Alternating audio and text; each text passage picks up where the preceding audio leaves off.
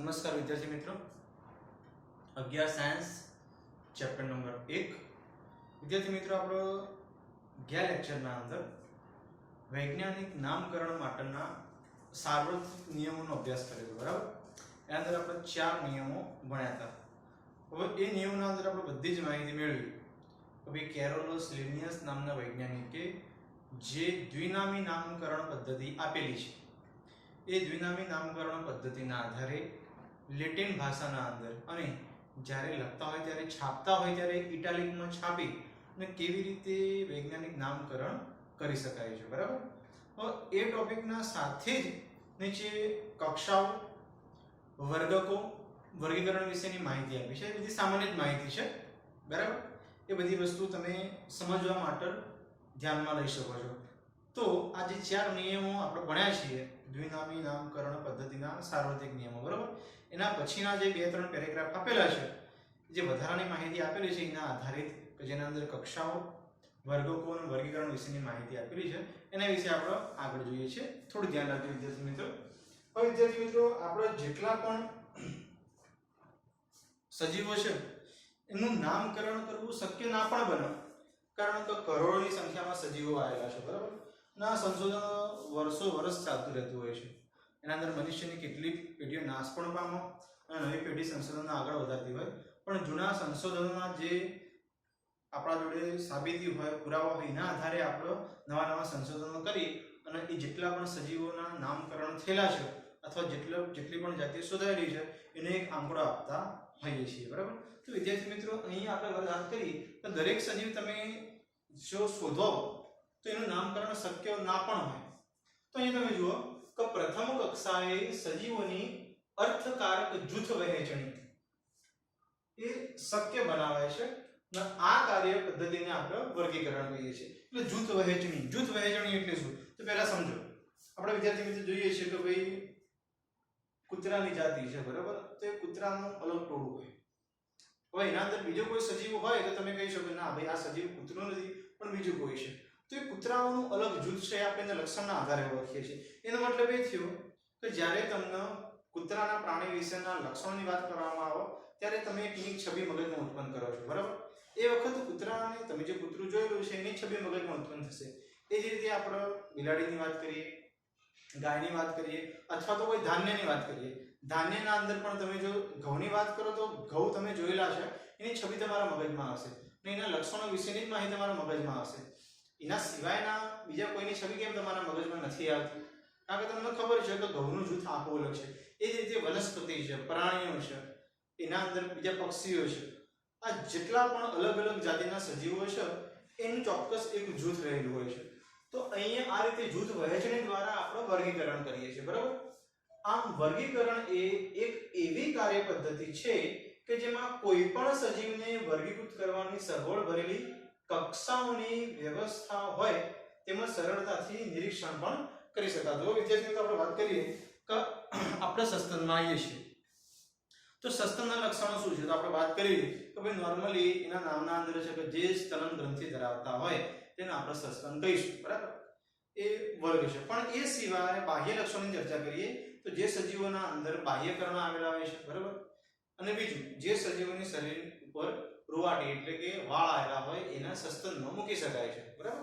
હવે આપણે વાત કરી હતી. તો અહીંયા પણ એ જે સસ્તન છે એ લક્ષણોના આધારે જ આપણે એને કક્ષામાં વર્ગીકૃત કર્યું છે. તો અહીંયા પણ આમ વર્ગીકરણ એ એક એવી કાર્ય પદ્ધતિ છે કે જેમાં કોઈ પણ સજીવને વર્ગીકૃત કરવાની સગવડ ભરેલી કક્ષાઓની વ્યવસ્થા હોય તેમાં સરળતાથી આપણે નિરીક્ષણ પણ કરી શકીએ. વર્ગીકૃત કરવું એટલે એને અલગ અલગ કેટેગરીમાં વિભાજિત કરવું, કેટેગરાઇઝ કરવું, એનો ઇંગ્લિશમાં આપણે કહી શકીએ છીએ. આથી તો વિદ્યાર્થી મિત્રો જુઓ, કૂતરા છે, બિલાડીઓ છે, સસ્તન છે, ઘઉં છે, ચોખા છે, એ સિવાય બીજી વનસ્પતિ છે, પ્રાણીઓ વગેરે જેવા સજીવોના અભ્યાસ માટે સુલભ કક્ષાઓ પાડેલી છે. તો આપણે અહીંયા જે પણ સજીવ ઓળખાય છે એના અલગ અલગ કક્ષામાં મૂકીએ છીએ. એટલે તો આપણે કીધું કે અલગ અલગ જૂથમાં પણ વહેંચી શકીએ છીએ. તો આપણે તમે જો અહીંયા કૂતરા છે, બિલાડી છે, સસ્તન છે, ઘઉં છે, ચોખા, વનસ્પતિ, પ્રાણી વગેરે જેવા જે પણ સજીવો છે એના અભ્યાસ માટે સુલભ કક્ષાઓ પડે. સુલભ કક્ષાઓ એટલે આપણે લક્ષણોના આધારે એને ઈઝીલી સમજી શકીએ એટલે ચોક્કસ રીતે એના કક્ષાઓમાં વિભાજિત કરેલી છે અને આ કક્ષાઓ વૈજ્ઞાનિક શબ્દ પ્રયોજન તરીકે શું કહેવામાં આવશે તો વર્ગકો કહેવામાં આવશે આ જે કક્ષાઓ ખરું એનો વૈજ્ઞાનિક પ્રયોજન તરીકે શું કહીશું તો એના આપણે કહીશું વર્ગકો તમને થાય વર્ગકો શું છે આપણે વાત કરીએ જ છે તો જો આમ વર્ગક એ જુદી જુદી કક્ષાઓનું નિદર્શન કરે છે વર્ગક ખરું એ શું છે તો જે જુદી જુદી કક્ષાઓ છે નિર્દેશ કરે છે કેવી રીતે તો જો વનસ્પતિ પણ એક વર્ગક જ બને ઘઉં પણ એક વર્ગક જ બને છે અને એ જ રીતે પ્રાણીઓ સસ્તનો કૂતરાઓ જુદા જુદા સ્તરે વિવિધ વર્ગક તરીકે જ રજૂ થાય છે તો તમે એમ જોઈ શકો છો કે ભાઈ વનસ્પતિ પણ એક અહીંયા વર્ગક કીધો છે ઘઉં પણ એક વર્ગક કીધો છે એ જ રીતે પ્રાણીઓ છે સસ્તન છે કૂતરા છે એ જુદા જુદા સ્તર ખરા કારણ કે લક્ષણોના આધારે આપણે એના અલગ અલગ જૂથ પાડીએ છીએ પણ વિવિધ વર્ગક તરીકે તો રજૂ થાય છે બરાબર હવે જો વિદ્યાર્થી મિત્રો આમ લાક્ષણિકતાઓને આધારે દરેક સજીવનું એક અલગ લક્ષણ છે એટલું તો એને આપણે અલગ જૂથમાં મૂક્યું અલગ વર્ગમાં મૂક્યું કારણ કે તમે જુઓ કૂતરા અને બિલાડી એના લક્ષણો તમે દેખીતી રીતે જુઓ તો પણ એના લક્ષણોમાં ઘણો ફેરફાર છે બરાબર હવે આ લાક્ષણિકતાઓને આધારે બધા જ સજીવોને વિવિધ વર્ગોમાં વર્ગીકૃત કરી શકાય છે અને વિવિધ વર્ગોમાં વર્ગીકૃત કરવાની આ પદ્ધતિને વર્ગીકરણ કહે છે આ વ્યાખ્યા યાદ રાખજો વિદ્યાર્થી મિત્રો વર્ગીકરણની વ્યાખ્યા શું થાય તો અહીંયા તો વિવિધ વર્ગોમાં વર્ગીકૃત કરવાની આ પદ્ધતિને વર્ગીકરણ કહેવામાં આવે છે તો શેના આધારે તો યાદ રાખજો લાક્ષણિકતાઓના આધારે હંમેશા લાક્ષણિકતાઓના આધારે જ આપણે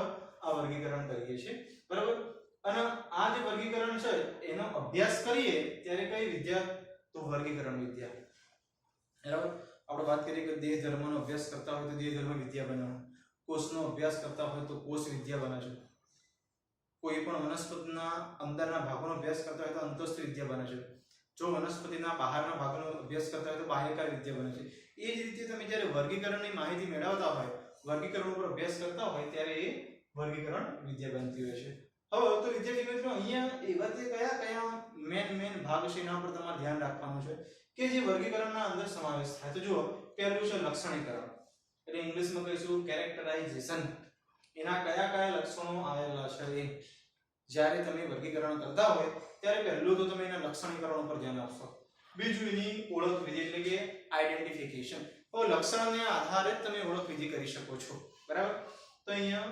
આઈડેન્ટિફિકેશન પછી વર્ગીકરણ એક ક્લાસિફિકેશન અને નામકરણ નોમેનક્લેચર એ વર્ગીકરણ વિદ્યાના અભ્યાસ માટેની મૂળભૂત પ્રક્રિયાઓ છે આ ચાર પ્રક્રિયાઓમાંથી પસાર થાવ ત્યારે વર્ગીકરણ વિદ્યા બને છે અને કોઈ પણ સજીવનું તમે વર્ગીકરણ કરી શકો છો કઈ ચાર વિદ્યા તો યાદ રાખજો વિદ્યાર્થી મિત્રો પહેલું છે લક્ષણીકરણ એટલે એને આપણે ઇંગ્લિશમાં કહીશું કેરેક્ટરાઇઝેશન બીજું છે ઓળખ વિધિ એટલે આપણે ઇંગ્લિશમાં કહીશું આઈડેન્ટિફિકેશન ત્રીજું છે વર્ગીકરણ એટલે આપણે એને કહીશું ઇંગ્લિશમાં ક્લાસિફિકેશન અને નામકરણ એને આપણે ઇંગ્લિશમાં કહીશું નોમેનક્લેચર એ વર્ગીકરણ વિદ્યાના અભ્યાસ માટેની મૂળભૂત પ્રક્રિયાઓ છે વિદ્યાર્થીઓ આપણે આગળ જોઈએ છીએ હવે વિદ્યાર્થી મિત્રો આપણે આગળ જઈએ છીએ ટોપિકમાં તો જો અહીંયા ખાસ કરીને પોતાના ઉપયોગ માટે માણસ જાત હંમેશા વિવિધ પ્રકારના સજીવો વિશે જાણવામાં વધુને વધુ રસ દાખવે છે આપણે વાત કરી હતી કે આ જે સજીવોની ઓળખ વિધિ ચાલે છે બરાબર એનું નામકરણ ચાલે છે એના પાછળ સજીવોનો નામકરણ અને ઓળખ વિધિ પાછળ મનુષ્યનો શું હતો હેતુ હોઈ શકે છે તો ભવિષ્યના અંદર આ સજીવો દ્વારા જ મનુષ્યને પણ ઘણી ઉપયોગિતા પૂરી થતી હોય છે એટલા માટે પણ એ પોતે આના પાછળ સંશોધન કરતું હોય તો ખાસ કરીને પોતાના ઉપયોગ માટે મનુષ્ય પોતાના ઉપયોગ માટે વિવિધ પ્રકારના સજીવો વિશે જાણવામાં વધુ રસ દાખવે છે જે પણ સજીવો છે એની ઉપયોગિતા શું છે ઉદાહરણ તરીકે આપણે વાત કરીએ છીએ કે અલગ અલગ જાતિની હજારો માછલી સમુદ્રમાં રહેલી છે પણ એ આપણને કઈ રીતે કામ આવે છે બીજા જળચર આપણને કઈ રીતે કામ આવે છે બીજા કીટકો આપણા માટે કઈ રીતે ઉપયોગી છે બરાબર તો એ દરેક વિશે મનુષ્ય વિવિધ પ્રકારના સંશોધનો કરે છે એનું પણ વર્ગીકરણ કરે છે કારણ કે અલગ અલગ રીતે આપણા ખોરાક માટે પહેરવા માટે પણ ઔષધ માટે કે બીજી જરૂરિયાત માટે પણ એ આપણા માટે ઉપયોગી છે એ જ રીતે શરૂઆતના દિવસોમાં માનવી તેની પાયાની જરૂરિયાતો જેવી કે ખોરાક છે પહેરવા છે ઓઢવા આશ્રયના સ્ત્રોત શોધતો હતો જેથી શરૂઆતનું જે વર્ગીકરણ હતું એ વિવિધ સજીવોની ઉપયોગિતા આધારિત હતું કે વિવિધ સજીવોનો આપણા માટે કેવી રીતે આપણે ઉપયોગ કરી શકીએ છીએ ઉદાહરણ તરીકે તમને ખબર છે કે ઢોરના ઉપરના જે વાળ હોય એમાંથી આપણને ઊન મળતું હોય છે બરાબર એ જ રીતે આપણે વાત કરીએ કે બીજા સસ્તન પ્રાણીઓ છે, ગાય ભેંસ, એમાંથી આપણને દૂધ મળે છે. કીટકમાં મધમાખી છે એની વાત કરીએ, એમાંથી આપણને મધ મળતું હોય છે. રેશમના કીડામાંથી આપણને રેશમ મળતું હોય છે. તો ધીમે ધીમે વર્ગીકરણ કર્યું, એમાંથી આપણને એની ઉપયોગિતા વિશે માહિતી મેળવી, પછી આપણે એનો ઉછેર પણ સ્ટાર્ટ કર્યો. બરાબર. તો ત્યાર પછી માનવી સજીવોના જુદા જુદા પ્રકારો અને વિવિધતા વિશે જ વધુ જાણવામાં રસ દાખવતો ન હતો, પરંતુ તેમની વચ્ચે સંબંધો પણ કેળવવા લાગ્યો. હવે આપણે વાત કરીએ ખાલી સંશોધનનો હેતુ જ નહીં, પણ એ સજીવો પણ અરસપરસ કેવી રીતે સંકળાયેલા છે. ઉદાહરણ તરીકે હું તમને વિદ્યાર્થી મિત્રો વાત કરું તો પહેલા આપણે જ્યારે ઢોરોનો ઉછેર કરતા, એમાં દુધાળા પ્રાણીની ચર્ચા કરીએ તો ગાય, ભેંસ, બકરી છે, બરાબર, એનો ઉછેર કરતા હતા. પછી આપણને ખ્યાલ આવ્યો કે એ આપણા માટે દૂધ ઉત્પાદન કરી આપે છે, એટલે આપણે એનો ઉછેર કરી રહ્યા છીએ. પણ સાથે સાથે જો ખેતીવાડી કરવામાં આવે તો જ એ ઢોર આપણને ખેતીવાડીના અંદર પણ મદદરૂપ થશે. બરાબર. અને એ ખેતીવાડીમાંથી જે પણ ઘાસ ઉત્પન્ન થશે એ ઢોરો માટે પણ કામ આવશે. એટલે મૂળ તો આ ઢોરો સાથે ખેતીવાડીનો એક સંબંધ અહીંયા સાબિત થાય છે. બરાબર.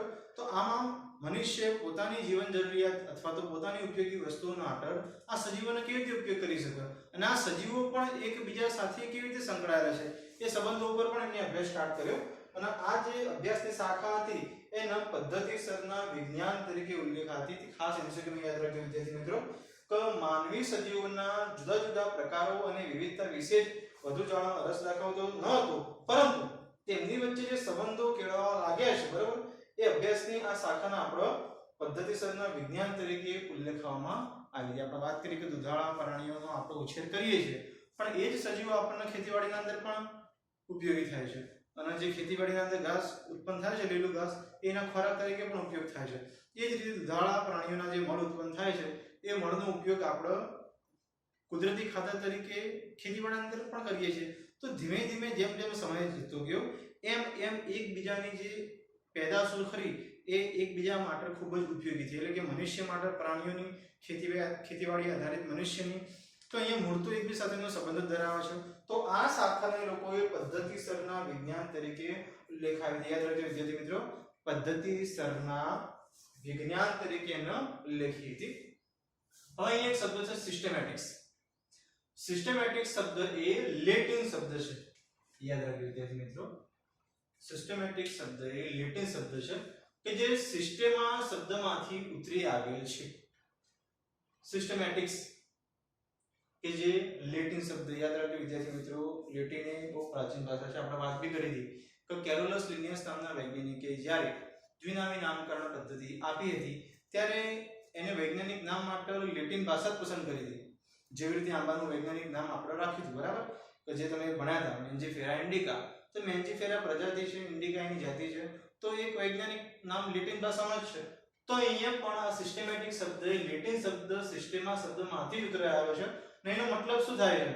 તેનો મતલબ થાય છે સજીવોની પદ્ધતિસરની ગોઠવણી. સજીવોની પદ્ધતિસરની ગોઠવણી. અને આ ગોઠવણી ચોક્કસ રીતે તમે વિવિધ પ્રકારના લક્ષણોનો અભ્યાસ કરો છો ત્યારે જ થઈ શકે છે. ડાયરેક્ટલી આ ગોઠવણી તમે કરી શકતા નહીં. એના લક્ષણો શું છે, આપણા માટે એની ઉપયોગિતા શું છે. એ જ રીતે લિનિયસે તેના પ્રકાશનના શીર્ષક તરીકે સિસ્ટેમા નેચુરા શબ્દ પ્રયોજ્યો હતો. યાદ રાખજો કે કેરોલસ લિનિયસ એમને જે નવું પ્રકાશન બહાર પાડ્યું, બરાબર, વર્ગીકરણ આધારિત આના બધા માહિતી ભેગી કરી, તો એ જે પ્રકાશનનું શીર્ષક ટાઇટલ શું રાખ્યું હતું, તો એ નામ હતું સિસ્ટેમા નેચુરા. બરાબર. પછી જેમ જેમ પદ્ધતિસર એટલે કે સિસ્ટેમેટિક્સના વિજ્ઞાનનો વ્યાપ વધતો ગયો તેમ તેમ ઓળખ વિધિના નામકરણ વર્ગીકરણનો તેમાં સમાવેશ થતો ગયો. એટલે કહેવાનો મતલબ જેમ જેમ આ જે પદ્ધતિસરના વિજ્ઞાનનો વ્યાપ એટલે એનો વિસ્તાર વધતો ગયો, જેમ જેમ લોકો આ પદ્ધતિને સમજતા ગયા, સજીવોના ક્લાસિફિકેશન નોમેનકલ્ચરને સમજતા ગયા, એમ એમ એ બુકના અંદર એમને આ ઓળખ વિધિ છે, નામકરણ વર્ગીકરણનો પણ સમાવેશ કરી નાખ્યો હતો. તો ખાસ એમસીક્યુમાં આપણે યાદ રાખજો વિદ્યાર્થી મિત્રો, તો લિનિયસે જે પ્રકાશન બહાર પાડ્યું હતું એનું શીર્ષક શું આપેલું છે, તો સિસ્ટેમા નેચુરા. નેચરલ એટલે કુદરતી, બરાબર. સિસ્ટેમા શબ્દ એ લેટિન શબ્દ ઉપરથી આવેલો છે. અને આપણે સિસ્ટેમેટિક્સ એક પદ્ધતિસરનું વિજ્ઞાન આપણે વાત કરી, સિસ્ટેમેટિક્સ એટલે પદ્ધતિસરનો એનો મતલબ થાય છે. હવે પદ્ધતિસરનું જે વિજ્ઞાન છે એ સજીવોના વચ્ચેના ઉદ્દીપકાશીય સંબંધોનો અહેવાલ પણ ધ્યાને લેવામાં આવશે. અહીંયા પદ્ધતિસરના વિજ્ઞાનની વાત કરી છે તો એ લોકો ઉદ્દીપકાશીય સંબંધોની ચર્ચા કરી. હવે વિદ્યાર્થી મિત્રો આપણે વાત કરીએ છીએ તો આપણે પણ આદિ માનવમાંથી જ ઉત્પન્ન થયા છે, કારણ કે આપણા અંદર પણ ચોક્કસ સમય બાદ એટલે કે ચોક્કસ વર્ષો બાદ એક ઉદ્દીપ વિકાસ થતો હતો. આપણે વાત કરીએ છીએ તો આપણે પહેલા આદિ માનવ કહેવાતા, પછી ધીમે ધીમે આપણા સજીવ શરીરના અંદર લક્ષણોમાં ફેરફાર થતો ગયો. આપણે ચાલવા માટે 4 પગનો ઉપયોગ કરતા હતા, બરાબર, આદિ માનવ હતા ત્યારે. ધીમે ધીમે આપણે ઇરેક્ટ થયા એટલે આપણે 2 પગનો ઉપયોગ કરવા માંડ્યા. ધીમે ધીમે પછી આપણા શરીરના અંદર મગજની માનસિક ક્ષમતાના અંદર પણ વધારો થયો. આપણા શરીરના અંદર પણ પહેલા કરતા ઘણા ફેરફાર થયા, બરાબર. તો પહેલાનું જે વૈજ્ઞાનિક નામ હતું એ હોમો ઇરેક્ટસ હતું આપણું, બરાબર. એના પછી હોમો સેપિયન્સ લાયા. તો જેમ જેમ સજીવોના લક્ષણો બદલાતા ગયા, જેમ જેમ સજીવોના અંદર આપણામાં ઉદ્દીપ વિકાસ થતો ગયો, એમ એમ આપણા લક્ષણોના અંદર પણ ફેરફાર થયા અને વર્ગીકરણના અંદર આપણું પણ નામ બદલાયું, બરાબર. તો આદિ માનવમાંથી જ આપણે આધુનિક માનવ બન્યા છીએ. તો એક સમય પસાર થતો ગયો, આપણામાં એક ચોક્કસ ઉદ્દીપ વિકાસ થતો ગયો. એ આ જૂના ઉદ્દીપ વિકાસથી આ નવો જે ઉદ્દીપ વિકાસ થઈને આપણે બન્યા છીએ એ સંબંધ દર્શાવે છે કે પહેલા આપણા આદિ માનવ હતા, હાલમાં આપણે એક આધુનિક માનવ બન્યા છીએ. તો વિદ્યાર્થી મિત્રો, આજના અંદર આપણા આજ જે પણ મુદ્દા જોયા છે એ મુદ્દા તમારે ખાલી ધ્યાનમાં રાખવાના છે. એના અંદર અમુક એમસીક્યુ નીકળતા હોય છે, બરાબર. આના પછીના અંદર વર્ગીકૃત કક્ષાઓ વિશેની આપણે વિસ્તૃતમાં માહિતી જોવાની છે. એના અંદર જાતિ, પ્રજાતિ, કુળ, ગોત્ર વિશેની આપણે વિસ્તૃતમાં દરેક કક્ષા વિશેની વિસ્તૃતમાં માહિતી મેળવીશું. તો આ લેક્ચરમાં આપણે આટલો સુધી રાખીએ છીએ.